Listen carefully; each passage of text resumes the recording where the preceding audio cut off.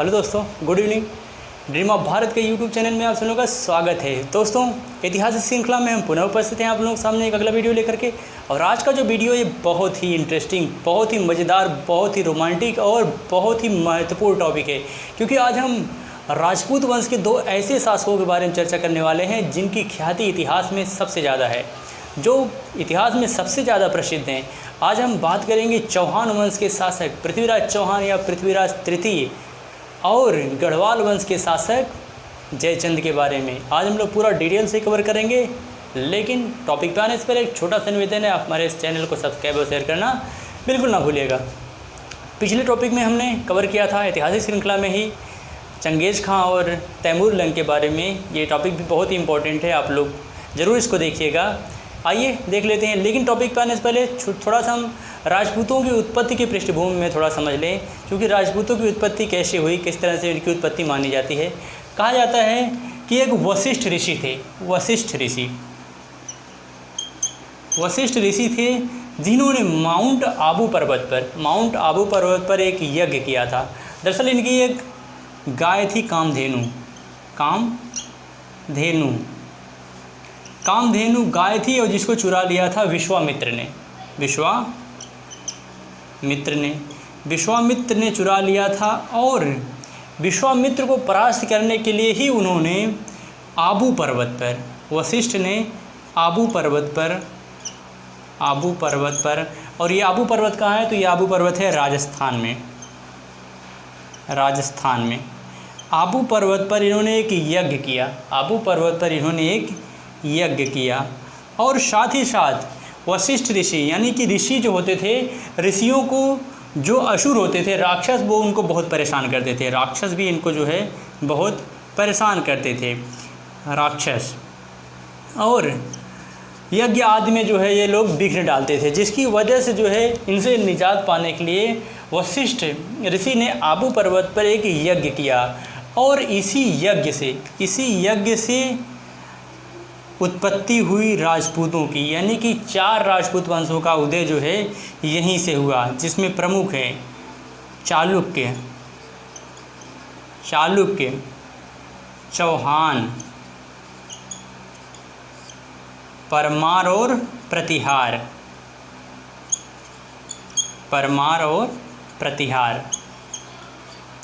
जैसे चालुक्य, जैसे चौहान, और प से परमार और प्र से प्रतिहार। तो चालुक्य अगर बात करें तो यही चालुक्य जो गुजरात के सोलंकी वंश थे, सोलंकी वंश को ही सोलंकी वंश या चालुक्य भी इसी कहते हैं। चौहान वंश, परमार और प्रतिहार, ये 4 वंशों की उत्पत्ति जो हुई वो वशिष्ठ ऋषि के यह अग्निकुल से हुई। और ये कहाँ से एथेंटिक होता है, कहाँ से प्रमाण मिलता है इसका, ये है पृथ्वीराज रासो चंद्रबरदाई की एक रचना है, चंद्रबरदाई की एक रचना है जिसका नाम है पृथ्वीराज रासो। इसमें जो है इसका जिक्र किया गया है कि राजपूतों की उत्पत्ति जो है किस तरह से होती है। तो इस तरह से जो है राजपूतों की उत्पत्ति हुई।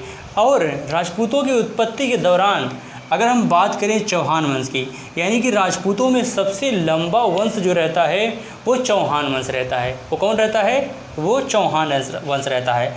लगभग 651 के आसपास ही चौहान वंश अस्तित्व में आ जाता है। चौहान वंश जो रहता है चौहान वंश यह 651 के आसपास उत्पत्ति जो है इसकी आ जाती है। यानी कि इसके अभी तक जो है ये प्रतिहारों के सामंत के रूप में रहते हैं, प्रतिहारों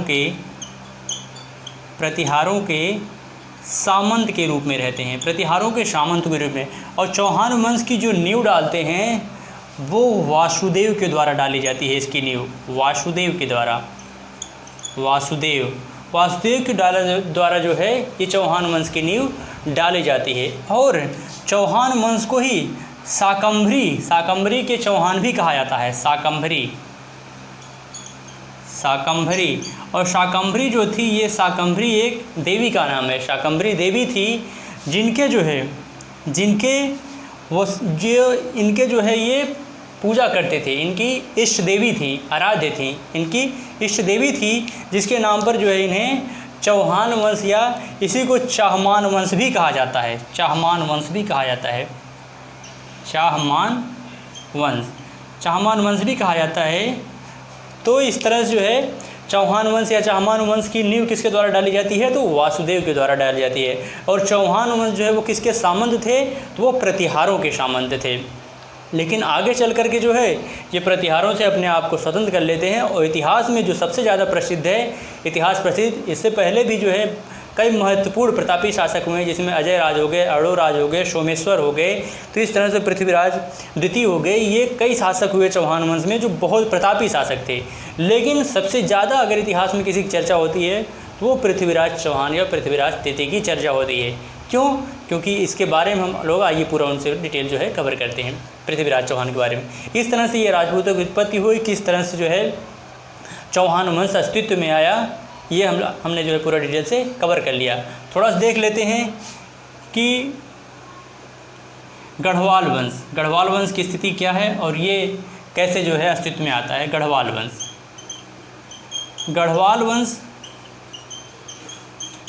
वंश जो शासन कर रहे थे ये कन्नौज पर शासन कर रहे थे। गढ़वाल वंश कहाँ पर शासन कर रहे थे? कन्नौज में। कन्नौज यानी कि यूपी, कन्नौज के यूपी वाले बेल्ट में जो है यहाँ पे शासन कर रहे थे गढ़वाल वंश।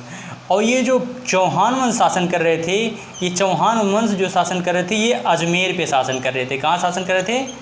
अजमेर, राजस्थान, अजमेर पे ये शासन कर रहे थे। और ये जो गढ़वाल वंश थे ये कन्नौज पर शासन कर रहे थे। और जो इसकी नींव, गढ़वाल वंश की जो नींव डाली जाती है वो चंद्रदेव के द्वारा डाली जाती है। चंद्रदेव के द्वारा डाली जाती है। और ये जो गढ़वाल वंश थे ये तोमर वंश की अधीनता स्वीकार करते थे। तोमर वंश यानी कि अनंगपाल तोमर जिसके संस्थापक थे। तोमर वंश, गढ़वाल जो है किसकी अधीनता स्वीकार करते थे? तो तोमर वंश की अधिकता स्वीकार करते थे। तोमर वंश जिसकी स्थापना किए थे अनंगपाल तोमर, जो कहाँ पे शासन कर रहे थे? तो दिल्ली पे शासन कर रहे थे, दिल्ली पर शासन कर रहे थे। इनकी अधीनता कौन स्वीकार करता था? तो ये जो गढ़वाल वंश है जो शासन कर रहे थे कन्नौज पर, ये जो है तोमर वंश की अधीनता स्वीकार करते थे। तोमर कहाँ शासन कर रहे थे? तो दिल्ली पर। और इसके बाद जो है गढ़वाल वंश में कई महत्वपूर्ण शासक हुए, जिसमें जो है चंद्रदेव हुए, विजयराज हुए। इसके बाद जो है चंद्रदेव हो गए।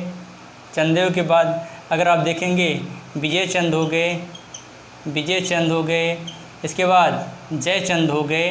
तो ये कुछ महत्वपूर्ण शासक हैं, विजयचंद, जयचंद, चंद्रदेव, ये कुछ महत्वपूर्ण शासक हैं जो गढ़वाल वंश के शासक थे। आगे चल कर के जो ये अपने आप को स्वतंत्र कर लेते हैं। तो आइए हम देख लेते हैं, पहले हम नज़र डालते हैं पृथ्वीराज चौहान पे। पृथ्वीराज चौहान की अगर हम बात करें, तो ये इतिहास प्रसिद्ध है। पृथ्वीराज चौहान एक महान राजा, न्यायप्रिय राजा, महान जो है पराक्रमी, अपने युद्ध कौशल में माहिर, शास्त्रों में प्रकांड पंडित, यानी कि हर फन में ये अव्वल रहते थे। यहाँ तक कि इनको राय पिथौरा भी कहा जाता था। यानी कि कभी भी ये शत्रुओं को पीठ नहीं दिखाते थे।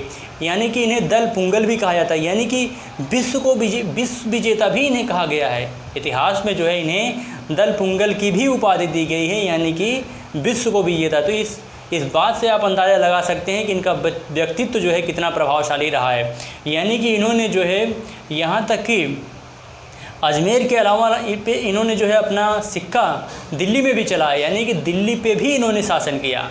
अजमेर के साथ साथ इन्होंने दिल्ली पर भी शासन किया और कई शासकों को जो है अपने शासनकाल के दौरान कई महत्वपूर्ण शासकों को इन्होंने परास्त किया इतिहास में। अभी हम पूरा डिटेल से कवर करेंगे। तो आइए आते हैं टॉपिक पे। ये तो पृष्ठभूमि हो गई थी, अब टॉपिक पे आते हैं हम। पृथ्वीराज चौहान का इतिहास। पृथ्वीराज चौहान, सोमेश्वर चौहान और कर्पूर देवी के यहाँ जो है पृथ्वीराज चौहान पैदा हुए थे। सोमेश्वर चौहान, पृथ्वीराज चौहान का इतिहास, इनके पिता का नाम जो था सोमेश्वर चौहान, सोमेश्वर चौहान। इनकी माता का नाम जो था वो था कर्पूरा देवी, कर्पूरा देवी, कर्पूरा देवी, कर्पूरा देवी। और कर्पूरा देवी जो थी ये अनंगपाल तोमर की पुत्री थी। अनंगपाल तोमर वही जो दिल्ली की स्थापना करके दिल्ली पे शासन कर रहे थे, अनंगपाल तोमर। अनंगपाल तोमर जो है कि सोमेश्वर चौहान से बहुत प्रभावित थे, क्योंकि ये भी अपने शासन, अपने जो है कार्यकाल के दौरान ये भी बहुत प्रतापी शासक हुआ करते थे। और ये जो है कहीं न कहीं जो है अनंगपाल तोमर को युद्ध में सहायता देते थे, युद्ध में सहायता देते थे। और इनके पराक्रम से प्रभावित होकर के जो है अनंगपाल तोमर ने अपनी पुत्री कर्पूरा देवी का विवाह सोमेश्वर चौहान से कर दिया। और जब यहाँ से अभी जो दोस्ती थी वो रिश्तेदारी में तब्दील हो गई, रिश्तेदारी में बदल गई। और जब रिश्तेदारी में तब्दील हो गई तो सब कुछ ठीक ठाक चल रहा था। इसके बाद कहा जाता है कि सोमेश्वर चौहान और कर्पूरा देवी बहुत काफ़ी जो है मन्नतें वगैरह मांगने के बाद, चूँकि इनको जो है इनका लड़का जो है पैदा नहीं हो रहा था, इनको लड़का पैदा नहीं हो रहा था, जिसकी वजह से इन्होंने काफ़ी मन्नतें मानी, तब जा कर के जो है पृथ्वीराज चौहान पैदा हुए। और इनका जो पालन पोषण हुआ था, पृथ्वीराज चौहान का पालन पोषण जो हुआ था वह जो है गुजरात में हुआ था, यानी कि सोलंकी वंश के अंतर्गत। कहाँ पे हुआ था इनका? गुजरात में जो है इनका पालन पोषण हुआ था। इसके बाद बचपन से ही जन्म के, अगला जो पॉइंट है यह है जन्म एवं प्रारंभिक जीवन। इनका जन्म जो हुआ था पृथ्वीराज चौहान का, आप हमारे साथ साथ नोट करते चलिएगा, क्योंकि थोड़ा से स्पेस कम होने की वजह से इसको हम मिटाते चलेंगे, तभी जो है हम आगे थोड़ा सा लिख पाएंगे। ठीक है, जन्म एवं प्रारंभिक, इनके जन्म को लेकर के थोड़ा सा जो है मतभेद है। कुछ इतिहासकारों का मत है कि इनका जन्म जो हुआ था वो 1166 ईस्वी में हुआ था, 1166 ईस्वी में हुआ था इनका जन्म। और कुछ इतिहासकारों का मानना है इनका जो जन्म हुआ था वो 1168 में हुआ था, 1168 में हुआ था। और कुछ लोग तो मानते हैं कि 1149 में ही हुआ था, 1149 में हुआ था। कहा जाता है कि पृथ्वीराज चौहान बचपन से ही बहुत मेधावी थे, बहुत साहसी थे, बहुत पराक्रमी थे। यहाँ तक कि एक बार इन्होंने जो है निहत्थे, बहुत ज़्यादा इनकी उम्र नहीं थी, बहुत अल्प आयु में ही इन्होंने जो है एक शेर का जबड़ा फाड़ दिया था। शेर जो है इन पे आक्रमण कर दिया जो है, और उसमें पृथ्वीराज चौहान निहत्थे थे, जिसकी वजह से इन्होंने क्या किया कि अपने बाहुबल की वजह से इन्होंने शेर का जबड़ा फाड़ दिया। तो आप इसी बात से अंदाज़ा लगा सकते हैं कि इनके साहस की कोई मिसाल नहीं, कोई ऐसा शासक नहीं था। क्योंकि अब धीरे धीरे पृथ्वीराज चौहान जैसे जैसे बड़े हो रहे थे, इनकी कीर्ति जो है धीरे धीरे चारों तरफ फैल रही थी पृथ्वीराज चौहान का। क्योंकि पृथ्वीराज चौहान थे ही इतने पराक्रमी, इतने बहादुर, इतने साहसी, जिसकी जो है चर्चा इतिहास में होना लाजमी है। इसके बाद है प्रारंभिक जीवन। प्रारंभिक जीवन में इन्होंने जो शिक्षा ग्रहण की थी, शिक्षा जो इन्होंने ग्रहण की थी वो की थी सरस्वती कंठाभरण शिक्षा इन्होंने ग्रहण की थी, सरस्वती कंठाभरण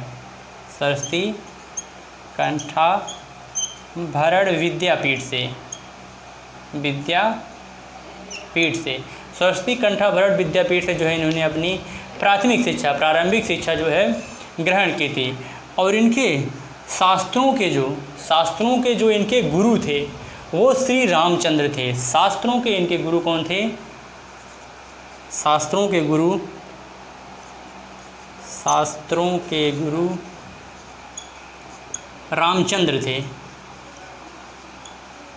इनके शास्त्रों के गुरु कौन थे? तो पृथ्वीराज चौहान के शास्त्रों के गुरु रामचंद्र थे, और उन्होंने अपने जो है प्रारंभिक शिक्षा सरस्वती कंठाभरण विद्यापीठ से ग्रहण की थी। इसके बाद है अगला पॉइंट देख लेते हैं। पृथ्वीराज चौहान एक ऐसे शासक थे, पृथ्वीराज चौहान इतिहास में एक ऐसे शासक थे कि जो शब्दवेदी बाण चलाना जानते थे। अगला पॉइंट है कि क्या था शब्दवेदी बाण। युद्ध और जो है शिक्षा, युद्ध और शिक्षा विभाग का ये पॉइंट हमने कवर कर लिया, यानी कि युद्ध और शिक्षा की जो इन्होंने नीति ग्रहण की थी, युद्ध और कौशल की जो शिक्षा ग्रहण की थी, इन्होंने आचार्य रामचंद्र से ग्रहण की थी, गुरु रामचंद्र से ग्रहण की थी। और इन्होंने शिक्षा जो ग्रहण की थी वो सरस्वती कंठाभरण विद्यापीठ से ग्रहण की थी। तो ये पॉइंट हो गया। अगला पॉइंट जो है क्या था शब्दवेदी बाण। शब्दवेदी बाण जो है एक ऐसी युद्ध तकनीकी थी जिसमें जो है योद्धा को आवाज़ के आधार पे जो है तीर चलाना होता है, यानी कि वो आवाज़ सुनकर के ही बिना देखे जो है इसमें जो है युद्ध तीर चलाना होता है और एक ही तीर में जो है लक्ष्य को भेदना होता है। और पृथ्वीराज चौहान एकमात्र ऐसे योद्धा थे जिन्हें शब्दवेदी बाण जो है चलाने का अनुभव था, चलाने की शिक्षा जो है इन्होंने प्राप्त की थी। अगर आप इतिहास में देखेंगे तो शब्दवेदी बाण प्राचीन काल में अगर देखेंगे तो राजा दशरथ जो है शब्दवेदी बाण चलाते हैं। वहाँ पे जो है जो श्रवण कुमार अपने माता पिता को ले जाकर जो है तीर्थ यात्रा पर जा रहे थे, जब वो पानी भरने जाते हैं तो वो हिरण की आवाज़ समझ करके वो शब्दवेदी बाण चला देते हैं। तो वही शब्दवेदी बाण जो है यहाँ मध्यकालीन इतिहास में पृथ्वीराज चौहान के द्वारा जो है चलाने की वो शिक्षा इन्होंने ग्रहण की थी। जब इनके गुरु कहते हैं कि चूँकि इनके गुरु ने जब बताया कि शब्दवेदी बाण जो है क्या है, और ये बहुत कम ऐसे लोग हैं जिनके पास जो जानते हैं कि शब्दवेदी बाण किस तरह से चलाया जाता है, उसकी विद्या क्या है। तो पृथ्वीराज चौहान इतने लगनशील थे, उन्होंने जो है इस विद्या को ग्रहण करने की जो है जिद कर लेते हैं। और फिर उनके गुरु बताते हैं कि जंगल में एक ऐसा कबीला है, वहाँ के कुछ लोग जो हैं ये जानते हैं शिक्षा कि मतलब किस तरह से जो है शब्दवेदी बाण चलाया जाता है, लेकिन वो किसी को सिखाते नहीं है। इस पर जो है पृथ्वीराज चौहान बहुत जिद कर लेते हैं और अंततः जो है उस शिक्षा में इन्होंने जो है पारंगत महारत हासिल कर लेते हैं कि शब्दवेदी बाण किस तरह से चलाया जाता है।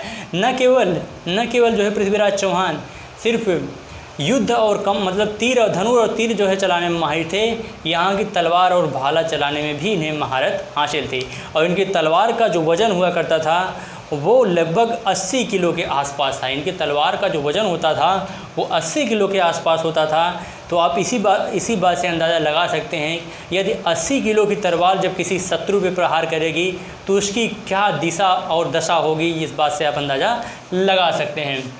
इसके बाद है एक शासन के रूप में चौहान। चूँकि अभी हमने बताया कि अनंगपाल तोमर जो थे वो उनके कोई पुत्र नहीं था, और उनके पुत्र न होने की वजह से उनकी इकलौती पुत्र कौन थी, तो कर्पूरा देवी। तो पृथ्वीराज चौहान के नाना जो थे अनंगपाल तोमर, ये पृथ्वीराज चौहान की वीरता से बहुत ज़्यादा प्रभावित थे। बचपन में ही इन्होंने जो है इतने बड़े बड़े कारनामे कर दिए थे कि एक आम इंसान को जो है सोचने पर ये मजबूर कर देते थे कि आखिर एक बच्चा जो है इतना साहस कैसे दिखा सकता है। तो इस बात से प्रभावित होकर के जो है उन्होंने अनंगपाल तोमर ने अपने दामाद यानी कि सोमेश्वर चौहान से जो है उन्होंने ये इच्छा प्रकट की कि मैं पृथ्वीराज चौहान को जो है दिल्ली का अगला जो है न्यायाधीश या दिल्ली का अगला जो है राजा बनाने की मेरी इच्छा है। इस बात को जो है सहमति प्रदान कर देते हैं कौन? इस बात की सहमति प्रदान कर देते हैं उनके पिताजी सोमेश्वर चौहान। तो यहाँ तक बात एकदम क्लियर हो गई कि पृथ्वीराज चौहान जो है आगे चल कर के दिल्ली पे भी शासन करने वाले हैं। और ये बात जो है जो पड़ोसी राजा थे, ये बात उनको थोड़ा सी खटकने लगती है, क्योंकि धीरे धीरे जो है पृथ्वीराज चौहान इतने कम समय में ही धीरे धीरे इन्होंने जो है अपने साम्राज्य का विस्तार करना प्रारंभ कर दिया। क्योंकि बचपन से ही इनके पिता जो है इनको राजपाट की जो है सारी बारीकियाँ, प्रशासनिक तरीके की सारी बारीकियाँ जो है इनको जो है शिक्षा देनी प्रारंभ कर दी, सिखाना प्रारंभ कर दिया। और आगे चल कर के ये एक महान शासक के रूप में भी उभर कर सामने आते हैं। एक शासक के तौर पे जब पृथ्वीराज चौहान जब शासक बनते हैं, चूँकि लगभग 13 वर्ष के अल्पायु में ही इनके पिता की जो है मृत्यु हो जाती है। जब इनकी पिता की मृत्यु हो जाती है तो शासन की बागडोर जो है वो अल्पवयस्क पृथ्वीराज चौहान के हाथों में आ जाती है।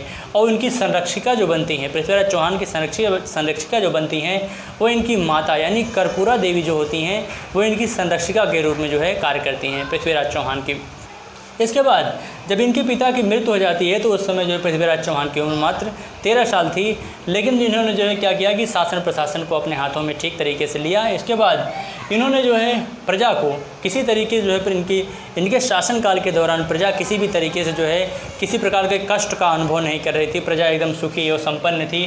शासन प्रशासन इन्होंने जो है ठीक तरीके से चला रहे थे और धीरे धीरे अपने साम्राज्य का भी विस्तार ये कर रहे थे। तो एकदम शासक के रूप में जो है इनकी छवि एक अच्छे शासक के रूप में थी। इनकी छवि जो थी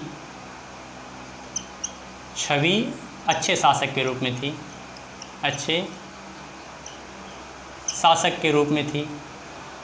और जब इनकी छवि एक अच्छे शासक के रूप में थी तो प्रजा बहुत खुशहाल और संपन्न थी।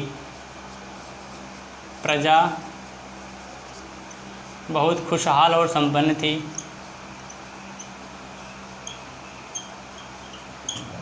प्रजा बहुत खुशहाल और संपन्न थी और शासन प्रशासन एकदम अच्छी तरह से चल रहा था। शासन प्रशासन अच्छी तरह से चल रहा था, अच्छी तरह से चल रहा था। शासन प्रशासन अच्छी तरह से चल रहा था। इसके बाद अगला जो पॉइंट है वो है चौहान वंश की विशाल सेना। चौहान वंश की विशाल सेना थोड़ा से हम मैप के माध्यम से भी समझते चलेंगे, क्योंकि मैप के माध्यम से अगर चलेंगे तो एकदम कॉन्सेप्ट जो है क्लियर हो जाएगा और माइंड में एकदम सेट हो जाएगा। ये भारत का मैप आप देख रहे हैं और भारत के मैप में जो देख रहे हैं तो इसमें जो है चूँकि दिल्ली पे जो शासन कर रहे थे वो अनंगपाल तोमर थे। मान लीजिए ये दिल्ली है, ठीक है, और यहाँ पे जो है दिल्ली, और दिल्ली पे शासन कौन कर रहा था तो दिल्ली पे शासन कर रहे थे तोमर वंश। और तोमर वंश की स्थापना भी हम बताए हैं कि अनंगपाल तोमर थे, यहाँ पे शासन कर रहे थे अनंगपाल तोमर थे। अनंगपाल तोमर यहाँ पे शासन कर रहे थे। मान लीजिए ये है अजमेर, यानी कि पश्चिमोत्तर वाला जो बेल्ट है ये अजमेर का, यहाँ पे शासन कर रहे थे चौहान वंश। यहाँ पे शासन कर रहे थे चौहान वंश और चौहान वंश यहाँ पे शासन कर रहे थे। इसके बाद ये है यूपी वाला बेल्ट यानी कन्नौज, और यहाँ पे शासन कर रहे थे गढ़वाल वंश। यहाँ पे शासन कर रहे थे गढ़वाल वंश। और इधर है ये है गुजरात वाला बेल्ट, और गुजरात वाले बेल्ट में यहाँ पे शासन कर रहे थे सोलंकी वंश।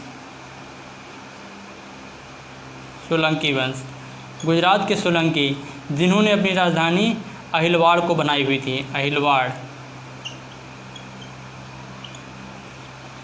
को इन्होंने अपनी राजधानी बनाई हुई थी।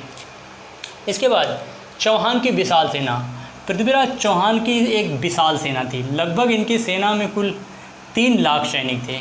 3 लाख कुल लगभग सेना थे पृथ्वीराज चौहान के सेना में। 3 लाख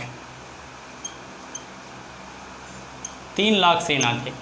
3 लाख जो है इनकी इतनी विशाल सेना थी कि विरोधियों के दिल में जो है एकदम दहशत पैदा कर देती है इतनी विशाल सेना। क्योंकि पृथ्वीराज चौहान जिस भी राज्य पे अधिकार करते थे वहाँ की सेना को जो है अपने सेना में शामिल कर लेते थे। इस तरह जो है इनकी सेना धीरे धीरे विशाल होती जाती थी। और इनकी सेना में जो है इतनी विशाल सेना में अश्वरोही भी थे, गजरोही भी थे और पैदल भी सेना थे। यानी कि सेना जो थी इनकी सेना कैसी थी तो इनकी सेना जो थी वो चतुरंगड़ी सेना थी। इनकी सेना कैसी थी तो चतुरंगड़ी सेना थी इनकी। इसके बाद है अगला है चौहान एवं संयोगिता की प्रेम कहानी। क्योंकि पृथ्वीराज चौहान का यश जो है वो चारों तरफ फैल रहा था। जब इतनी कम उम्र में ही ये इतने ज़्यादा प्रसिद्ध हो गए थे तो ये हर किसी के दिलों पे जो है राज करने लगे।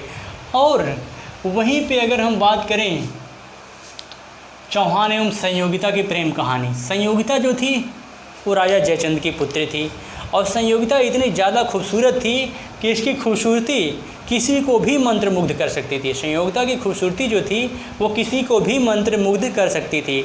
चूँकि एक चित्रकार था, एक चित्रकार जो था उसने जो है पृथ्वीराज चौहान की एक फ़ोटो, पृथ्वीराज चौहान की एक फ़ोटो थी जो है उसके पास थी, और वो ले जा कर के क्या करता है कि अलग अलग राज्यों के पास जो जाता है और वो तस्वीर जो है वहाँ पे भी दिखाता है, और वो तस्वीर जो है वो संयोगिता देखती हैं पृथ्वीराज चौहान को। क्योंकि पृथ्वीराज चौहान की वीरता के किस्से भी संयोगिता जो है काफ़ी सुनी हुई थी, जिससे काफ़ी वो प्रभावित थी पृथ्वीराज चौहान से, और पृथ्वीराज चौहान को मन ही मन जो है वो उन्हें पसंद करने लगी थी। और जब जो है वो चित्रकार जब संयोगिता की तस्वीर ला करके जो है पृथ्वीराज चौहान को दिखाता है, तो पृथ्वीराज चौहान इसकी सुंदरता से इतना ज़्यादा प्रभावित होते हैं, इतना ज़्यादा जो है मंत्रमुग्ध हो जाते हैं कि मन ही मन दोनों जो है एक दूसरे से प्रेम कर बैठते हैं। चूँकि अभी देखे नहीं हैं, लेकिन प्रेम जो है दोनों के मन में है। और मन ही मन में क्या है कि प्रेम जो है इन दोनों के मन में है। चूँकि ये जितने वीर और साहसी और पराक्रमी थे, और संयोगिता उतनी ही खूबसूरत थी, उतनी जो है खूबसूरत थी। तो इन दोनों में जब प्रेम हो जाता है, जब प्रेम हो जाता है तो फिर क्या होता है कि जो जयचंद थे, क्योंकि संयोगिता जो है चोरी छिपे धीरे धीरे क्या करते हैं पृथ्वीराज चौहान को, वो उस समय जो है मोबाइल और फ़ोन का ज़माना तो था नहीं, तो उस समय खत के माध्यम से जो है एक दूसरे को समाचार भेजा जाता था। ठीक, तो ये जो है पृथ्वीराज चौहान को खत के माध्यम से जो है धीरे धीरे चोरी छुपे वो खत भेजने लगी। और जब खत भेजने लगे धीरे धीरे जो है दोनों में प्रेम और बढ़ता गया, प्रेम और प्रगाढ़ होता गया। इसके बाद जब ये बात जयचंद को पता चली, यानी कि संयोगिता के पिता राजा जयचंद को जब ये बात पता चलती है, तो ये बात राजा जयचंद को बहुत नागवार गुजरती है। चूँकि राजा जयचंद जो थे वो कहीं ना कहीं पृथ्वीराज चौहान के साम्राज्यवादी नीति को देख करके, यानी कि पृथ्वीराज चौहान जो है इतने कम उम्र में धीरे धीरे जो है ये एक दूसरे को जो है ये परास्त करते हुए चले जा रहे थे, अपने साम्राज्य का विस्तार करते हुए चले जा रहे थे। और जब अपने साम्राज्य का विस्तार करते चले जा रहे थे, तो ये विरोधी शासकों के आँखों में जो है कहीं न कहीं ये खटकने लगे। और जब ये विरोधी शासकों की आँखों में खटकने लगे, तो ये बात जो है जयचंद से भी परे नहीं रही, वो भी कहीं न कहीं जो है इनसे ईर्ष्या करने लगे। और जब इनसे ईर्ष्या करने लगे तो उन्होंने क्या किया कि उन्होंने जब बंगाल पे शासन कर रहे थे सेन वंश, तो सेन वंश जब बंगाल पे शासन कर रहे थे, तो उन्होंने जो है सेन वंश ने काफ़ी जो है इधर इलाहाबाद तक जो है क्षेत्रों पे उन्होंने अपना अधिकार जमा लिया था। लेकिन जब जयचंद जो है सेन वंश के शासक लक्ष्मण सेन को जब परास्त करते हैं, तो फलस्वरूप उन्होंने क्या किया कि एक राजसूय यज्ञ का आयोजन किया। एक राजसूय यज्ञ का जब इन्होंने आयोजन किया, तो फिर उन्होंने उसी के साथ संयोगिता का स्वयंवर भी इन्होंने रचा दिया।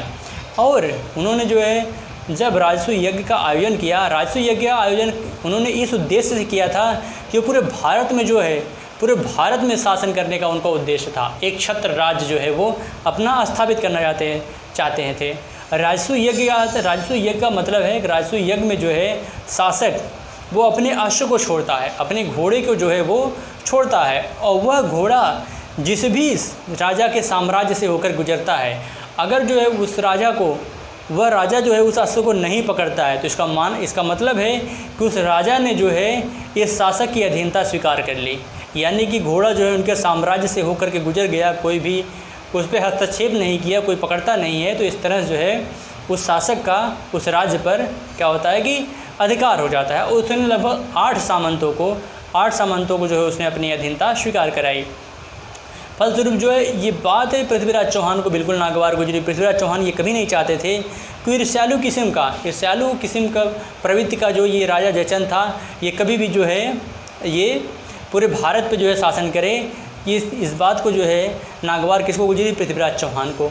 और फलस्वरूप जो है इस राजसूय यज्ञ के बाद संयोगिता का स्वयंवर प्रारंभ हो जाता है। और जब संयोगिता का स्वयंवर प्रारंभ हो जाता है, तो वहाँ पे कई भारत के जो राजपूतों में नामी गिरामी जो शासक रहते हैं, सबको आमंत्रित किया जाता है। और जब सबको आमंत्रित किया जाता है, तो पृथ्वीराज चौहान को नहीं आमंत्रित किया जाता है। क्यों? क्योंकि जो है राजा जयचंद जो था वो ऑलरेडी पृथ्वीराज चौहान से ईर्ष्या करता था, चलता था, जिसकी वजह से उन्होंने क्या किया कि पृथ्वीराज चौहान को आमंत्रित ही नहीं किया। जब पृथ्वीराज चौहान को आमंत्रित नहीं किया तो फिर क्या होता है, चूँकि पृथ्वीराज चौहान तो संयोगिता से बेपनाह मोहब्बत करते थे, जिसकी वजह से अब अगर वो नहीं बुलाएंगे उनको तो क्या होगा, वो आएंगे नहीं, वो भी आएंगे। कैसे आएंगे देखिए। तो पृथ्वीराज चौहान को नीचा दिखाने के लिए जयचंद ने क्या किया कि उनकी एक प्रतिमा बनवा करके वो जैसे होता है ना गेट पे द्वारपाल खड़े रहते हैं, तो वो गेट पर जो है द्वारपाल की भूमिका में वो पृथ्वीराज चौहान की प्रतिमा को जो है वहाँ स्थापित कर दिया। और स्वयंवर जब आरंभ होता है तो फलस्वरूप क्या होता है कि संयोगिता जो है वरमाला लेकर के प्रत्येक जो अपने समय के जो मजबूत शासक थे, जो अपने आप को जो है शूरवीर समझते थे, सब आमंत्रित हुए थे। और संयोगिता की खूबसूरती हर किसी को जो है मंत्रमुग्ध कर देती थी। तो हर कोई राजा चाहता था कि संयोगिता से हमारा ही स्वयंवर हो। तो जिस शासक के पास से, चूँकि संयोगिता की नज़रें जो है वो तो पृथ्वीराज चौहान को ढूंढ रही थी, क्योंकि वो तो मन ही मन जो है पृथ्वीराज चौहान को अपना जो है पति स्वीकार कर चुकी थी, तो वो भला किसी और को वरमाला कैसे पहनाती, ये तो नाइंसाफ़ी थी। इसके बाद क्या होता है कि फिर एक एक करके वो सभी राजाओं के पास जो है जाती हैं। हर राजा सोचता है कि बस करिए, अब संयोगिता हमें भी वरमाला पहनाने वाली हैं, लेकिन ऐसा बिल्कुल नहीं होता है। इसके बाद जब संयोगिता की नज़र जो है पड़ती है पृथ्वीराज चौहान के उस प्रतिमा पर, जिसको राजा जयचंद ने द्वारपाल के रूप में जो है गेट पर स्थापित कर रखा था, तो संयोगिता ने आनन फानन आवन देखा कुछ, उन्होंने क्या किया कि तुरंत वरमाला जो है वो पृथ्वीराज चौहान के उस प्रतिमा को पहना दिया। उस वरमाला को, मतलब उस प्रतिमा को ही इन्होंने जो है अपना पति स्वीकार कर लिया स्वयंवर में। और चूँकि उस प्रतिमा के पीछे पृथ्वीराज चौहान भी छुपे हुए थे, वो मतलब कि वहाँ आए हुए थे, लेकिन ये बात सिर्फ पृथ्वीराज के अलावा और किसी को भी नहीं पता था कि वो वहाँ उपस्थित थे और प्रतिमा के पीछे छुपे हुए थे। और फलस्वरूप जब उन्होंने देखा कि संयोगिता जो है वरमाला पहना रही हैं, तो उन्होंने क्या किया कि तुरंत जो है संयोगिता को घोड़े पे बिठाए और लेके रवाना हो गए। और यहाँ तक कि उन्होंने जाते हुए सभी राजाओं को भी उन्होंने ललकारा, चुनौती आमंत्रित किया जो है कि अगर किसी के बाहुबल में अगर दम है तो मुझे परास्त करो और संयोगिता को ले जाओ, ठीक। इसके बाद फिर क्या होता है कि एक प्रतिमा को वरमाला पहना देना जो बाकी राजा थे, ये बात उनको थोड़ा सा नागवार गुजरी। मतलब कहीं न कहीं जो है उनका जो प्रतिष्ठा था, मान सम्मान था, उसको कहीं न कहीं वो ठेस पहुंचा। कि बताइए, मतलब इतने राजाओं को होते हुए उन्होंने जो है एक स्टैचू को, प्रतिमा जो है उन्होंने जो वरमाला पहना दिया। इसके बाद फिर क्या होता है कि पूरी भरी सभा में देखते ही देखते पृथ्वीराज चौहान संयोगिता को लेकर के तुरंत निकल देते हैं वहाँ से। उन्होंने ललकारा भी। फलस्वरूप जो है जयचंद की सेना क्या होती है कि उनको, जयचंद ने अपनी सेना को आदेश दिया कि किसी भी तरह जो है पृथ्वीराज चौहान बच के नहीं जाने चाहिए, क्योंकि पृथ्वीराज चौहान थे ही इतने तेज़ तर्रा कि उनको पकड़ पाना जो है नामुमकिन है।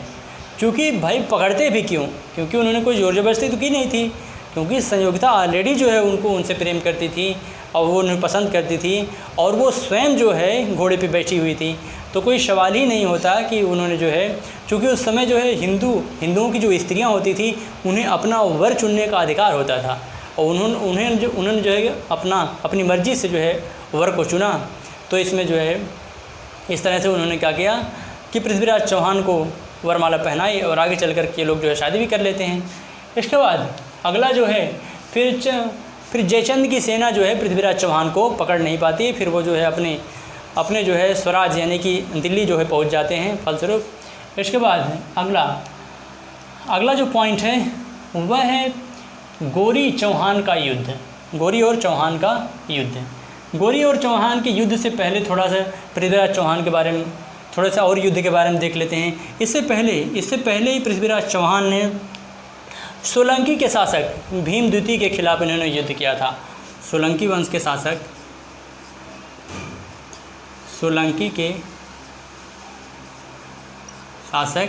भीम द्वितीय को परास्त किया था।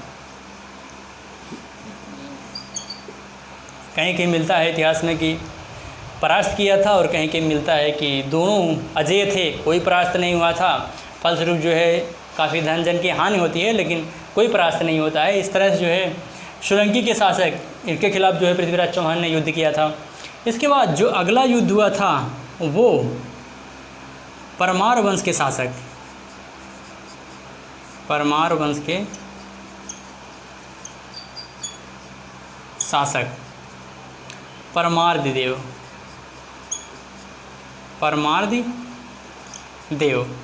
परमार्द देव के खिलाफ जो है इन्होंने युद्ध छेड़ा था। और जब इन्होंने युद्ध छेड़ा था तो परमार्द देव के दो महान योद्धा थे जिनका नाम इतिहास में हर किसी के ज़बान पे रहता है, आल्हा और उदल। आल्हा और उदल, आल्हा और उदल ये दो महान ऐसे योद्धा थे जिनके अकेले दम पर ही पूरी सेना पे ये लोग जो है भारी पड़ते थे, आल्हा और उदल। और आल्हा और उदल, और जब इन्होंने पृथ्वीराज चौहान ने जब इसमें अटैक किया परमार वंश पे, तो परमार्द देव के जो ये दो सेनापति थे आल्हा और उदल, इन्होंने भयंकर युद्ध किया पृथ्वीराज चौहान से। और जब भयंकर युद्ध किया पृथ्वीराज चौहान से तो उस युद्ध में उदल की मृत्यु हो जाती है, उस युद्ध में उदल की मृत्यु हो जाती है। और फलस्वरूप जो है परमार्द देव जो है परास्त हो जाता है। यानी कि यहाँ पे भी पृथ्वीराज चौहान ने अपना जो है पूरा एकदम वर्चस्व स्थापित कर दिया, यहाँ पे भी पृथ्वीराज चौहान ने अपना पूरा वर्चस्व स्थापित कर दिया। इसके बाद है अगला गौरी और चौहान का युद्ध, गौरी और चौहान का युद्ध। ऐसा कहा जाता है इतिहास में, वैसे तो ज़्यादातर इतिहासकारों का यही मत है कि पृथ्वीराज चौहान और गौरी के मध्य दो ही युद्ध हुआ था, लेकिन मतभेद ये है कि अलग अलग इतिहासकारों के द्वारा अलग अलग रचनाओं में अलग अलग तरह से बताया गया है कि इतने युद्ध जो है पृथ्वीराज चौहान से और गौरी के मध्य हुआ था। बताया गया है कहीं कहीं कि कुल 17 युद्ध हुए थे पृथ्वीराज चौहान और गौरी के मध्य में, जिसमें पृथ्वीराज चौहान ने गौरी को 17 बार परास्त किया था। 18वीं बार जा कर के जो है वो धोखे से जो है मोहम्मद गौरी ने पृथ्वीराज चौहान को बंदी बना लिया था। तो थोड़ा सा देख लेते हैं किस किस ऐतिहासिक ग्रंथों में जो है इसका उल्लेख हुआ है कि कितनी बार जो है इसमें पृथ्वीराज चौहान और गौरी के मध्य युद्ध हुआ था। अगला है हम्मीर महाकाव्य।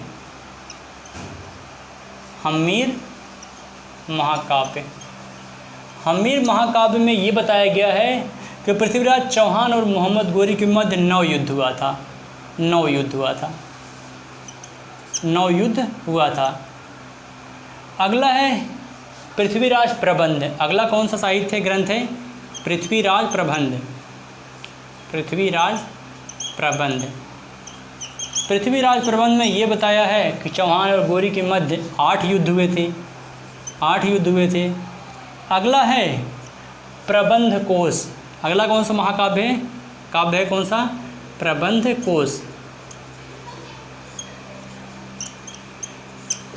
कोश।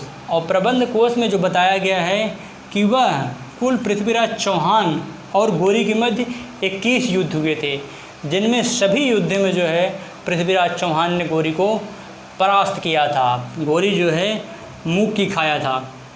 इसके बाद जो अगला है वो है प्रबंध चिंतामणि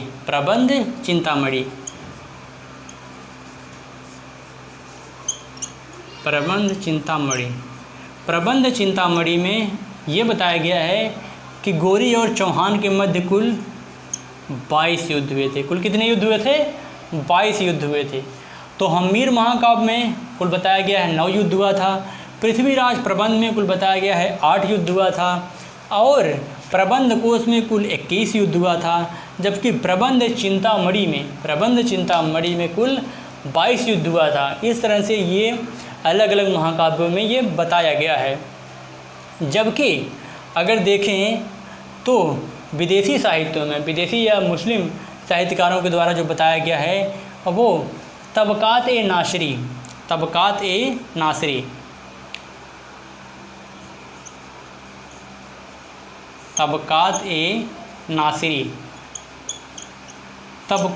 नासिरी और तारीख़ फ़रिश्ता, तबक़ात नासरी और तारीख़ फ़रिश्ता।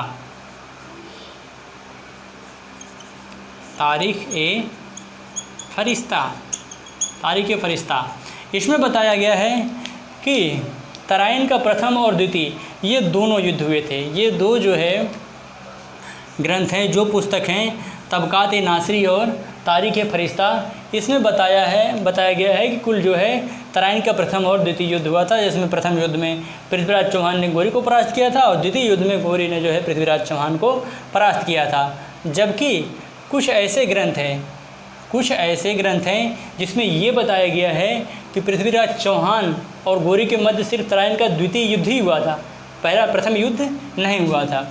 उसमें है जामी अल हिकाय, पहला है जामी अल हिकाय। जामी अल हिकाय ये ऐसा मुस्लिम ग्रंथ है जिसमें ये कहा गया है कि सिर्फ एक ही युद्ध हुआ था, गौरी और चौहान के मध्य सिर्फ एक ही युद्ध हुआ था। और दूसरा जो है ताज उल मासिर,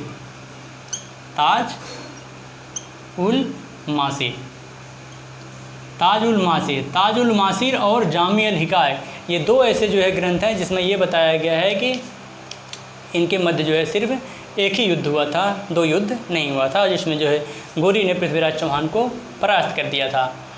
इसके बाद है अगला जो है जब गौरी ने जला दी चौहान की आँख, क्योंकि ये आप सभी लोगों को पता है कि तराइन का प्रथम युद्ध जो होता है, तराइन के प्रथम युद्ध में गौरी, चूँकि अगर आप देखेंगे थोड़ा सा गौरी की पृष्ठभूमि देख लेते हैं, फिर इसके बाद आते हैं यहाँ।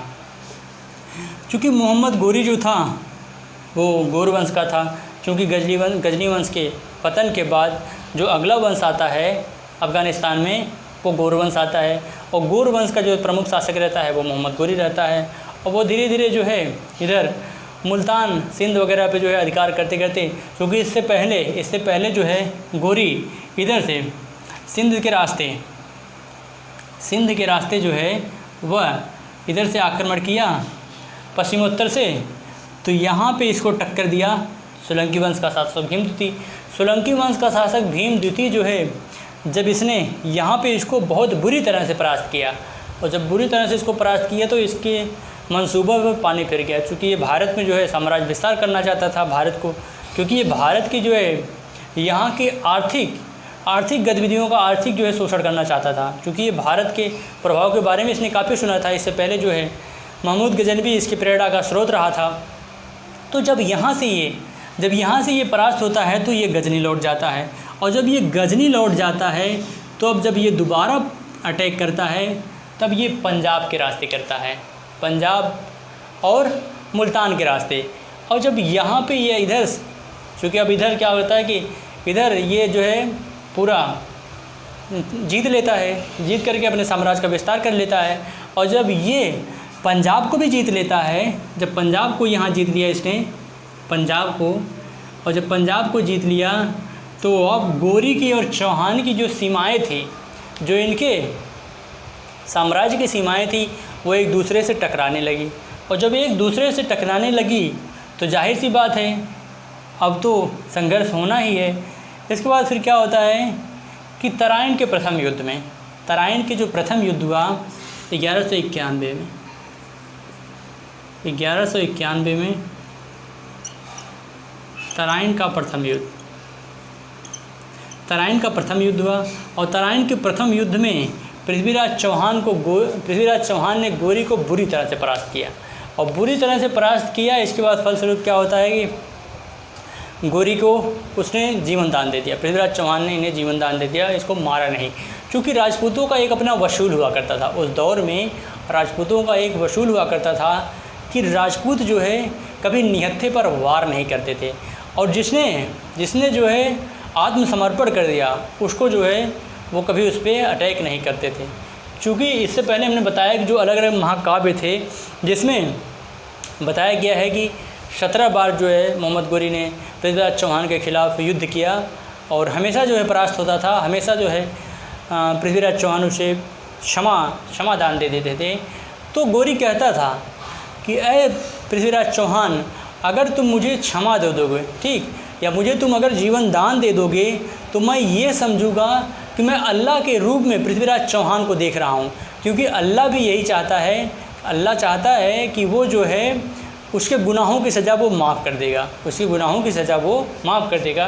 तो कुछ इस तरह से जो है पृथ्वी एक कहता था, ये जो है गौरी कहता था कि पृथ्वीराज चौहान मैं आपको जो है अल्लाह के रूप में देख रहा हूँ, क्योंकि आप जो है आपने मुझे जीवन दान दिया, तो इसका मतलब है कि आप जो है हमारे खुदा हैं, खुदा के रूप में जो है आप प्रतिनिधित्व कर रहे हैं। ठीक, इसके बाद जब गौरी ने जला दी आँख, ठीक, तराइन का प्रथम युद्ध हुआ, जिसमें नतीजा सामने है आपके, पृथ्वीराज चौहान बहुत बुरी तरह से परास्त करते हैं मोहम्मद गौरी के। फलस्वरूप जो है यह हारने के बाद पुनः जो है वापस चला जाता है, और कहा जाता है कि जब वापस जाता है ये, तो इसने जो है एकदम खाना पीना छोड़ दिया, और इसने दृढ़ प्रतिज्ञा किया कि जब तक मैं जो है पृथ्वीराज चौहान को परास्त नहीं कर दूंगा, तब तक मैं जो है चैन से नहीं बैठूंगा।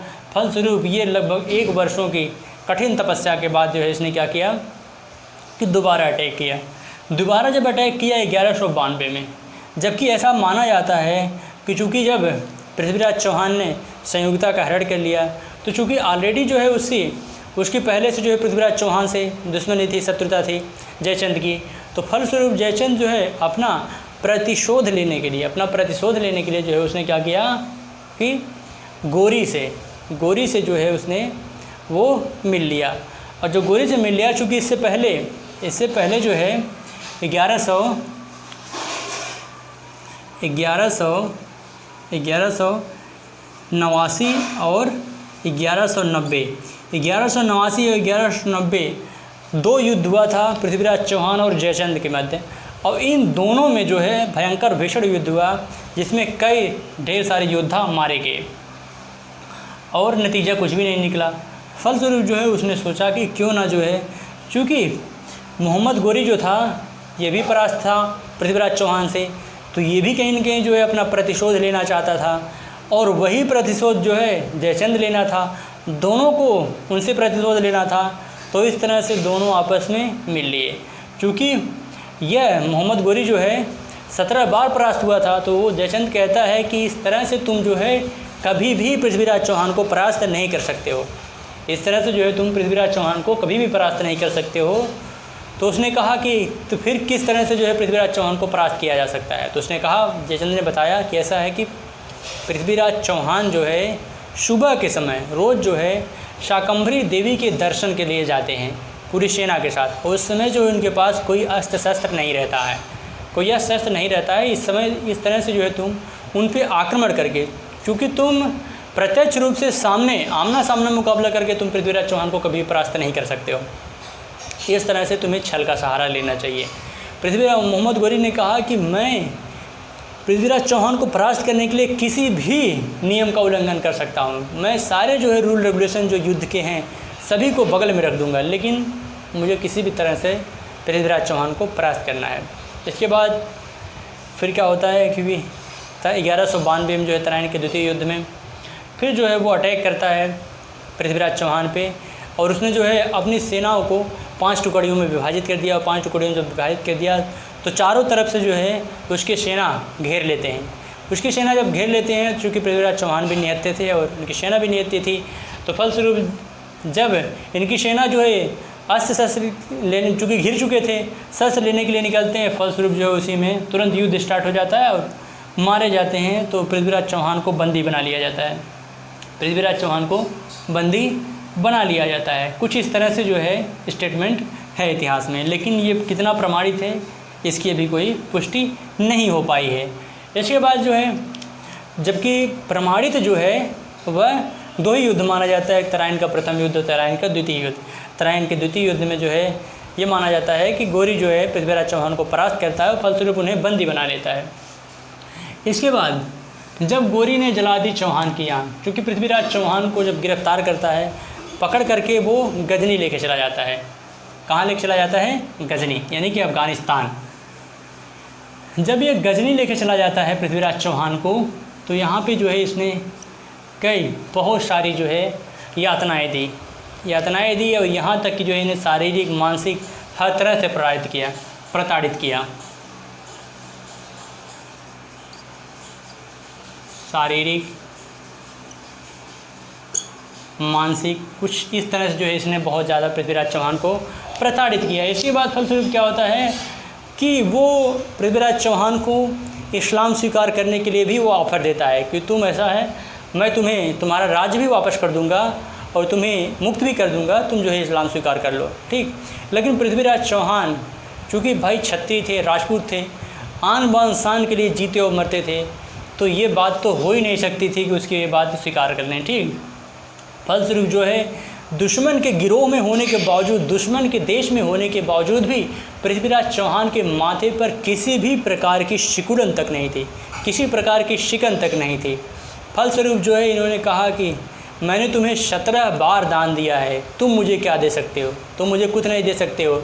और राजपूत जो है भीख पे दी गई जीवन दान के सहारे वो कभी जीवित रह ही नहीं सकता, इससे बेहतर है कि वो मर जाए, इस तरह से कुछ इन्होंने कहा था। इसके बाद क्या होता है कि वो मोहम्मद गोरी जो है, चूँकि पृथ्वीराज चौहान उसकी आंखों में आंखें डाल करके बात कर रहे थे, आंखों में आंखें डाल करके बात कर रहे थे, उसने क्या किया कि पृथ्वीराज चौहान को आंखें नीचे करके बात करने को कहा मोहम्मद गोरी ने, लेकिन पृथ्वीराज चौहान ने बिल्कुल उसकी एक ना सुनी।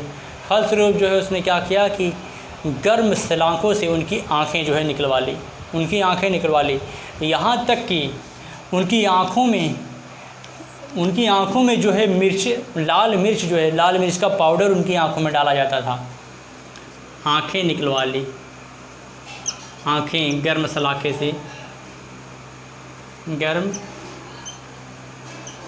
से जो है उसने क्या किया कि उनकी आंखें निकाल ली।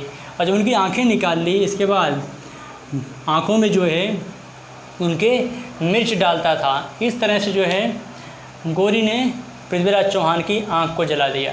फलस्वरूप चौहान की मृत्यु किस तरह से हुई। इसके बाद जब ये बात पता लगती है किसको, चंद्रबरदाई को, क्योंकि चंद्रबरदाई जो थे वो पृथ्वीराज चौहान के बहुत करीबी भी रहे हैं, उनके दरबारी कवि भी रहे हैं, और एक मित्र की हैसियत से भी वो थे और एक बड़े भाई की भी हैसियत से थे चंद्रबरदाई। इसके बाद चंद्रबरदाई जो है गजनी की यात्रा करते हैं और गजनी वापस जाते हैं। ये मोहम्मद गोरी को चकमा देकर किसी तरह से वो पहुंच जाते हैं पृथ्वीराज के सामने। इसके बाद सब कुछ चल रहा था ठीक ठाक। इसके बाद उन्होंने क्या कहा कि उन्होंने मोहम्मद गोरी को बताया कि मेरे शासक को, मेरे राजा को, मेरे महाराज को एक ऐसी विद्या आती है जो कि शब्द के आधार पे, आवाज़ के आधार पे भी वो निशाना, यानी कि शब्द वेदी बाण चलाते हैं। इस बात पे जो है मोहम्मद गोरी बहुत हंसता है, उसको यकीन नहीं होता है। इसके बाद उन्होंने कहा कि ठीक है, आप एक प्रतियोगिता का आयोजन करवा दिए तीरंदाजी का, फिर देख लीजिए। फिर मोहम्मद गोरी ऐसा ही करता है, उसने कहा कि ठीक है, हम आयोजित कर देते हैं, फिर देखते हैं तुम्हारे महाराजा में कि क्या ये सही बात है। इसके बाद क्या होता है कि पृथ्वीराज चौहान, मोहम्मद गोरी पृथ्वीराज चंद्रबरदाई ने कहा कि एक श्लोक सुनाता है चंद्रबरदाई, और उस श्लोक के माध्यम से उन्होंने जो है निशान लगाते हैं और कहा जाता है कि वो गोरी का वध कर देते हैं, ठीक। लेकिन ये ऐतिहासिक प्रमाण नहीं है। चंद्रबरदाई ने दोहा कौन सा कहा था, देख लीजिए, 4 बांस 24 गज, 24 गज, अंगुल अष्ट प्रमाण, अंगुल अष्ट प्रमाण, अंगुल अष्ट प्रमाण, 4 बांस 24 गज अंगुल अष्ट प्रमाण, ता ऊपर सुल्तान है मत चूको चौहान, ता ऊपर सुल्तान है मत चूको चौहान, ता ऊपर सुल्तान है मत चूको चौहान, ता ऊपर सुल्तान है मत चूको चौहान, 4 बांस 24 गज अंगुल अष्ट प्रमाण, ता ऊपर सुल्तान है मत चूको चौहान। कुछ इस तरह से जो है चंद्रबरदाई ने दोहा पढ़ा, और इस दोहे को पढ़ करके जब दोहा सुनता है मोहम्मद गोरी तो इन्हें जो है बहुत शाबाशी देता है। फलस्वरूप इसी दोहे के माध्यम से वो अंदाज़ा लगा देते हैं कि मोहम्मद गोरी जो है वो कहाँ बैठा है, किस दिशा में है। फलस्वरूप उसी दिशा में जो है वो तीर चलाते हैं और उसकी हत्या कर देते हैं, ठीक। इसके बाद अगला जो है चौहान की मृत्यु कैसे हुई। फिर कहा जाता है कि मतलब शत्रुओं से बचने के लिए जो है पृथ्वीराज चौहान और चंद्रबरदाई जो है स्वयं एक दूसरे की हत्या कर देते हैं, आत्महत्या कर लेते हैं। और जब ये बात संयोगिता को पता लगती है कि पृथ्वीराज चौहान जो है अब इस दुनिया में नहीं रहे, क्योंकि संयोगिता जो है पृथ्वीराज चौहान से बेपनाह मोहब्बत करती थी, जिसकी वजह से उन्होंने स्वयं जो है पृथ्वीराज चौहान के वियोग में वो अपने आप को आत्मदाह कर लेती हैं, यानी अपने आप को सतीत्व को प्राप्त कर लेती हैं। इसके बाद जो है कुछ इस तरह से पृथ्वीराज चौहान की मृत्यु हो जाती है। ठीक, इसके बाद कहा जाता है कि वहाँ पे जो है अफ़गानिस्तान में पहले पृथ्वीराज चौहान की मूर्ति पर जो है वहाँ इनको जो है नीचा दिखाने के लिए इनकी मूर्तियों पर लोग जो है जूता मारते थे, ऐसा माना जाता है। लेकिन आगे चल कर के भारत सरकार के द्वारा उनकी अस्थियों को जो है वापस लाया जाता है। इसके बाद अगला है, चूँकि ये तो हो गया पूरा डिटेल से इतिहास पृथ्वीराज चौहान का, लेकिन चूँकि यहाँ भी विवाद है। अगर यहाँ पे पृथ्वीराज चौहान ने मोहम्मद गोरी को मार दिया था, उसका वध कर दिया था, तो पृथ्वीराज चौहान फिर 1 वर्ष बाद वापस कैसे आता है और फिर जो है वह चंदावर के युद्ध में जयचंद को किस तरह से परास्त करता है, और जयचंद को परास्त करने के बाद किस तरह से जो है वो दिल्ली सल्तनत की नींव डालता है। तो ये थोड़ा सा ऐतिहासिक मुद्दा है, ये जो है हिस्टोरिकल एविडेंस नहीं है, ऐतिहासिक प्रमाण नहीं है। अब आइए देख लेते हैं राजा जयचंद के बारे में। चूँकि इससे पहले हमने थोड़ा चर्चा किया है कि राजा जयचंद जो थे ये गढ़वाल वंश के शासक थे, और गढ़वाल जो थे एक मिनट दोस्तों, गढ़वाल जो थे ये कन्नौज पे शासन कर रहे थे। गढ़वाल कहाँ शासन कर रहे थे? तो गढ़वाल यूपी के बेल्ट कन्नौज पे शासन कर रहे थे, इसके बाद जयचंद का इतिहास देख लेते हैं। क्योंकि जयचंद जो है इनके पिता का नाम विजयचंद था। जयचंद के पिता का नाम क्या था? विजयचंद। जयचंद के पिता का नाम विजयचंद था और माता का नाम जो था वो चंद्रलेखा था। पिता विजयचंद और माता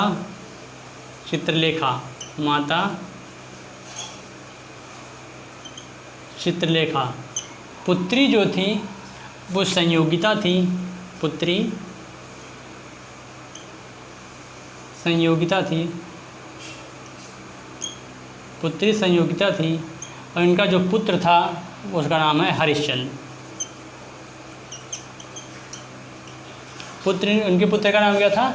इनके पुत्र का नाम था हरिश्चंद्र।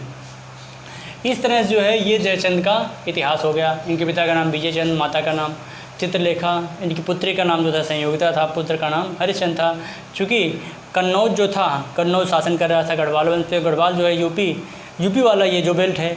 चूँकि अगर कन्नौज की बात करेंगे तो प्राचीन काल में अगर पाटलिपुत्र के बाद अगर जो है उत्तर भारत में कोई व्यापारी का प्रमुख केंद्र रहा है तो वो कन्नौज ही था। वो कन्नौज चूँकि ये जो है दोआब का क्षेत्र था, 2 नदियों के बीच में स्थित था, तो बहुत उपजाऊ क्षेत्र था। चूँकि अगर आप देखेंगे तो आगे जाए कन्नौज को ही लेकर के इतिहास में जो है त्रिकोणात्मक या त्रिपक्षी युद्ध हुआ था, तो वही कन्नौज है। उसी त्रिकोणात्मक या त्रिपक्षी के बाद जो है राजपूतों का जब उदय होता है तो राजपूतों के उदय में जो है गढ़वाल वंश जो था वो कन्नौज पे उन्होंने शासन अपना स्थापित किया। पहले ये जो है ये प्रतिहारों के पहले जो है ये दिल्ली के अनंगपाल तोमर की अधीनता स्वीकार करते थे। आगे चलकर इन्होंने अपने आप को स्वतंत्र कर लिया, और जब अपने आप को स्वतंत्र कर लिया तो इन्होंने धीरे धीरे अपने साम्राज्य का विस्तार करना प्रारंभ किया। इसके बाद आगे चल कर जो है जयचंद ने देवगिरी के यादव वंश को भी परास्त किया। क्योंकि इन्होंने भी थोड़ा ये भी साम्राज्यवादी महत्वाकांक्षी जो है शासक थे। इन्होंने जो अपने साम्राज्य का विस्तार करना प्रारंभ किया। क्योंकि इनके पिता भी इन्हीं की तरह जो है इनसे ज़्यादा जो है वो प्रतिभावान प्रतिभाशील थे। विजयचंद जो है जिन्हें कई जो है उपाधियों से नवाजा गया है, तो उनकी चर्चा हम नहीं करेंगे।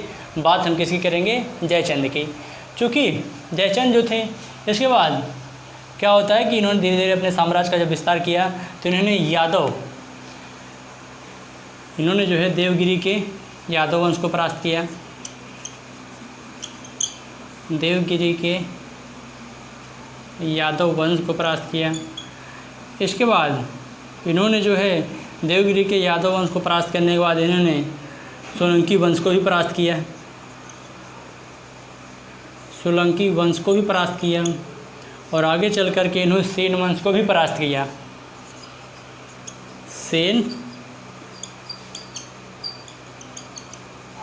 इन्होंने सेन वंश को भी आगे चल कर के परास्त किया। तो धीरे धीरे इन्होंने भी अपने साम्राज्य का विस्तार काफ़ी किया। उत्तर से लेकर के इधर आप उत्तर भारत में देखेंगे तो ये पूरा बंगाल तक जो है इन्होंने अपने साम्राज्य का पूरा इस तरह से कुछ विस्तार किया था। इसके बाद है बेटी बनी टकराव का कारण।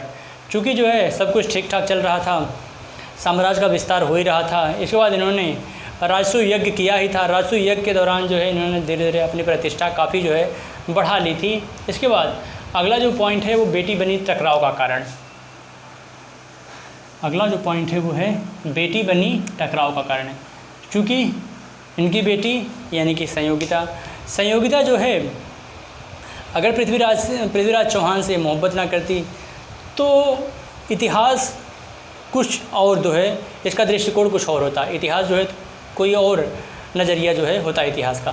क्योंकि तब फिर पृथ्वीराज चौहान और जयचंद में शत्रुता नहीं होती, और जब पृथ्वीराज चौहान और जयचंद में शत्रुता नहीं होती तो हो सकता है जब पृथ्वीराज चौहान युद्ध कर रहे थे मोहम्मद गोरी से तो अपने आप को उस युद्ध से तटस्थ रखे थे जयचंद, और जब अपने आप को उस युद्ध से तटस्थ रखे थे तो हो सकता है जो है पृथ्वीराज चौहान इनसे सहयोग मांगते और ये अगर सहयोग दे देते तो हो सकता है जो है भारत में जो एक युगांतकारी परिवर्तन हुआ और मुस्लिम सत्ता स्थापित हो गई, तो हो सकता है ऐसा नहीं होता, इतिहास कुछ और होता है, इतिहास का दृष्टिकोण कुछ और होता, लेकिन ऐसा नहीं हुआ। क्योंकि अगर आप देखेंगे तो विजय चंद के दरबार में श्रीहर्ष जैसे विद्वान रहते थे, फिर भी जो है ये अदूरदर्शी थे। इन्हें लगता था कि मोहम्मद गोरी आएगा, पृथ्वीराज चौहान को परास्त करेगा, तो पृथ्वीराज चौहान परास्त हो जाएंगे। क्योंकि उस समय जो है इनके मुकाबले अगर कोई था इन्हें टक्कर देने वाला तो पृथ्वीराज चौहान ही था, और जब पृथ्वीराज चौहान को ऑलरेडी परास्त कर देगा तो जब पृथ्वीराज चौहान परास्त हो जाएंगे तो फिर कोई ऐसी शक्ति नहीं बचेगी जो हमसे टकराएगी। ठीक, फिर हमारा जो है पूरे भारत में, उत्तर भारत में एक छत्रराज होगा। तो ये कहीं ना कहीं जो है इनकी अदूरदर्शिता का परिणाम था। इन्हें ये आभास नहीं था कि मोहम्मद गोरी फिर से आएगा और वो अगला जो टारगेट होंगे वो हम होंगे। क्योंकि अगर बेटी नहीं होती संयोगिता तो ये जो इन दोनों में आपस में जो बैर हो गया वो नहीं होता, और जब नहीं होता तो राजपूत जो है एकदम एकजुट होकर के अगर युद्ध किए होते तो मोहम्मद गोरी परास्त होता। इसके बाद अगला जो है वो है पृथ्वीराज चौहान और मोहम्मद गोरी के मध्य युद्ध। अगला जो टॉपिक है पृथ्वीराज चौहान और मोहम्मद गोरी के मध्य युद्ध।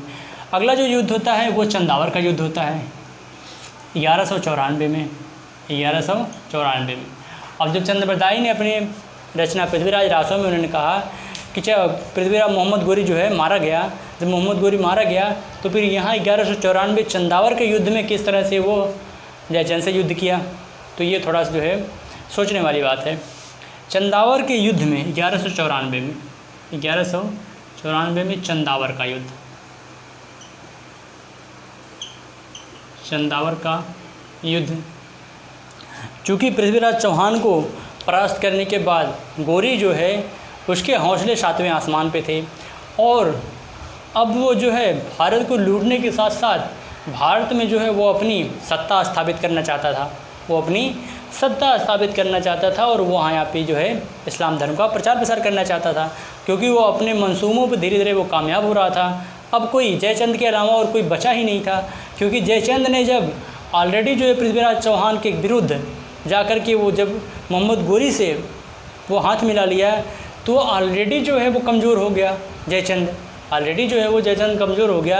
और जब जयचंद कमज़ोर हो गया तो जयचंद पे विजय पाना आसान हो गया मोहम्मद गोरी के लिए, क्योंकि वो कमज़ोरी तो जान गया, सारी कमज़ोरी जो है वो जान गया। इसके बाद क्या होता है कि वह मोहम्मद गोरी को वो जो है जयचंद को 1194 के चंदावर के युद्ध में भीषण युद्ध हुआ, और जब भीषण युद्ध हुआ तो मोहम्मद गोरी का एक गुलाम था जिसका नाम था कुतुबुद्दीन ऐबक। कुतुबुद्दीन ऐबक।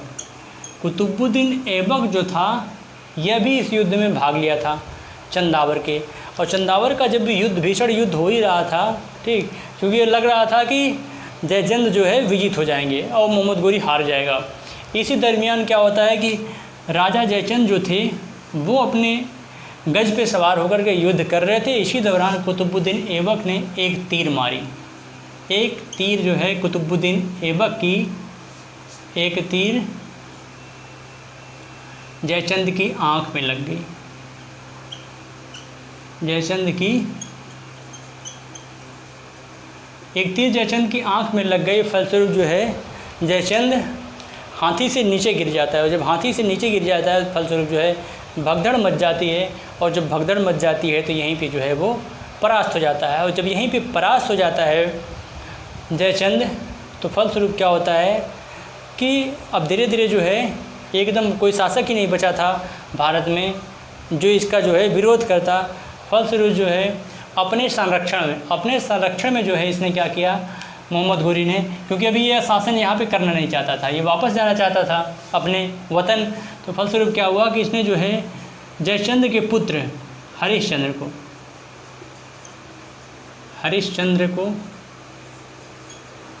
को क्या किया, राजा बनाया। हरिश्चंद्र को राजा बनाया।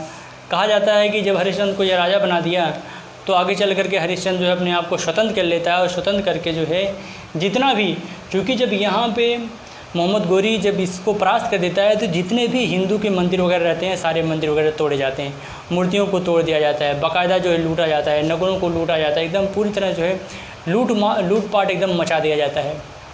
लेकिन फिर हरिश्चंद्र क्या करता है कि इसको परास्त करता है। इसको परास्त करने के बाद फिर क्या करता है, इसको कुतुबुद्दीन ऐबक को, चूँकि यही जो है सेना का नेतृत्व कर रहा था, आगे चल करके जो है ये हरिश्चंद्र कुतुबुद्दीन ऐबक को परास्त करता है। फलस्वरूप जो है जितने भी, चूँकि जो मंदिर थे वो तोड़ करके मस्जिदों में तब्दील कर दिए थे, घाटों का नाम वगैरह जो है मुस्लिम के नाम पर मुस्लिमकरण कर दिया गया था। तो इस तरह जो है विजयचंद क्या करता है, हरिश्चंद्र क्या करता है कि सारी जो है जो मंदिरों को तोड़ करके मस्जिद बनवा दिया गया था, फिर से उनका पुनरुद्धार करवाता है, मंदिर बनवाता है। और जो नामकरण बदल दिया गया था फिर उनको भी क्या करता है वो परास्त, उनको भी जो है वो फिर से जो है नाम चेंज करता है। इस तरह से जो है, लेकिन फिर क्या होता है, और दूसरा प्रमाण जो मिलता है वो कहा जाता है कुतुबुद्दीन ऐबक आगे चलकर जब हरिश्चंद्र अपने आप को स्वतंत्र करने की कोशिश करता है, फिर जो है कुतुबुद्दीन ऐबक ने जो है हरिश्चंद्र को परास्त कर देता है। जब हरिश्चंद्र को परास्त कर देता है तो क्या करता है कि इसको अपने साम्राज्य में मिला लेता है। जब अपने साम्राज्य में मिला लेता है, चूँकि आपको ये पता होना चाहिए कि पृथ्वीराज चौहान दिल्ली पर शासन कर रहे थे, जब उनकी मृत्यु हो गई तो ऑलरेडी दिल्ली पे पहले कब्जा हो चुका था मोहम्मद गोरी का जब दिल्ली पे कब्जा हो चुका था तो फलस्वरूप क्या होता है कि अपने साम्राज्य में मिला लेता है। और अपने साम्राज्य में जब मिला लेता है तो आगे चल कर के जो है अब कोई ऐसा शासक ही नहीं बचता है जो मोहम्मद गोरी का जो है क्या करे कि जो इसका विरोध करे।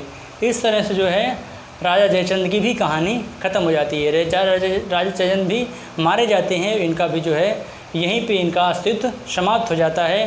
और इतिहास में राजा जयचंद को एक गद्दार के रूप में भी साबित किया जाता है, देशद्रोह के रूप में साबित किया जाता है। अगर इन्होंने जो है देशद्रोह नहीं किया होता, अगर राष्ट्रवाद को ध्यान में रखा होता तो ना ये गोरी को आमंत्रित किए होते और ना ही युद्ध हुआ होता। और अगर ये पृथ्वीराज चौहान का सहयोग किए होते तो कोई भी विदेशी मुस्लिम आक्रमणकारी जो है भारत पे हावी नहीं हो पाता, तो भारत की दिशा और दशा उसमें कुछ और होती। तो इस तरह से जो है दो महान वंशों का पतन हो जाता है। और जब दो महान वंशों का पतन हो जाता है तो यहीं पे आगे चल कर के जो है 1206 में आगे चल कर के मुस्लिम सत्ता स्थापित हो जाती है। और यहीं से जो है दिल्ली सल्तनत की नींव पड़ जाती है। पृथ्वीराज चौहान अंतिम हिंदू शासक थे जिन्होंने दिल्ली पे शासन करने वाले या दिल्ली पे शासन किए थे। वो अंतिम जो है आखिरी हिंदू सम्राट थे जिन्होंने दिल्ली पे शासन किया था। फिर इसके बाद कोई भी हिंदू शासक जो है किसी ने दिल्ली पे अधिकार नहीं किया, कोई दिल्ली पे शासन नहीं कर पाया। तो इस तरह से जो है ये कहानी समाप्त होती है। थोड़ा देख लेते हैं तत्कालीन उस समय जो है भारत की स्थिति कैसी थी, सामाजिक स्थिति कैसी थी, सांस्कृतिक स्थिति कैसी थी। आर्थिक स्थिति कैसी थी, राजनीतिक स्थिति कैसी थी, इतना बड़ा युगांतकारी परिवर्तन हुआ तो उसके पीछे क्या प्रभाव पड़ा भारत में। धीरे धीरे यहाँ पे इस्लाम धर्म का तेज़ी से प्रचार प्रसार हुआ, धीरे धीरे जो है मंदिर को तोड़ करके मस्जिद बनाई गई। इस तरह से जो है ढेर सारे परिवर्तन देखने को मिलता है। जहाँ पे मध्यकालीन इतिहास जो है, उत्तरवर्ती मध्यकाल जो है जो रहता है वो राजपूतों का दौर रहता है। आगे चल कर के जो परवर्ती जो है राजवंश आता है वो आगे चल कर के लगभग 6 वर्षों तक वो मुस्लिम इतिहासकार के नाम से जाना जाता है, मुस्लिम जो है शासकों के नाम से जाना जाता है। मुस्लिम क्योंकि उस समय जो है जिस तरह से राजपूत हावी थे मध्यकाल में। इसके बाद फिर क्या होता है 1206 तक, फिर आगे चल कर के वहाँ पे क्या होता है मुस्लिम सत्ता स्थापित हो जाती है। अगर तत्कालीन हम स्थिति देखें, तत्कालीन स्थिति में अगर हम देखें सामाजिक स्थिति,